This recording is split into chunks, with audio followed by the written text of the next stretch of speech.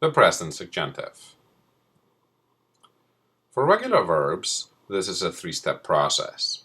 First, you go to the UO form of the present indicative, you drop the O, and you add the opposite endings.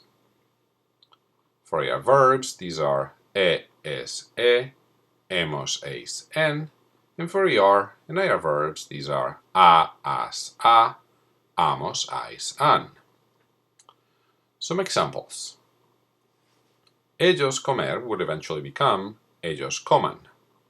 Tu tener would eventually become tu tengas. And ella conocer would eventually become ella conozca. A note about stem-changing verbs, also known as boot verbs. While still regular, that is, they follow the previous steps that we've seen, you must take into consideration two things regarding boot verbs. First, for AR and ER verbs, we also use the boot in the present subjunctive.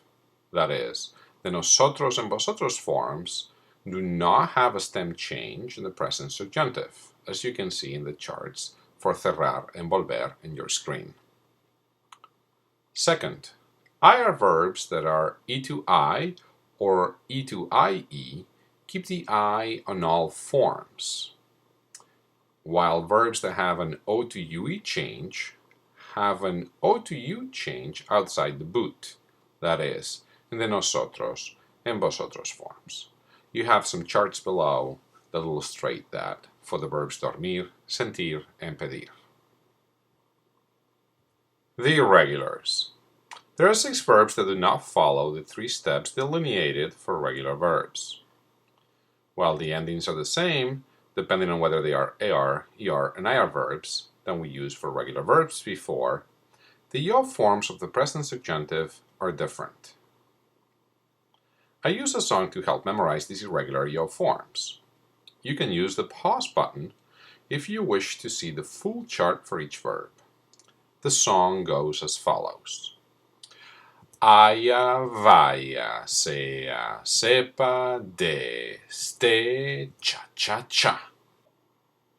If you wish to go back, you can scroll back on the timeline and also see the chart for each of those verbs. Now we're going to try to repeat the song, but this time a little bit faster.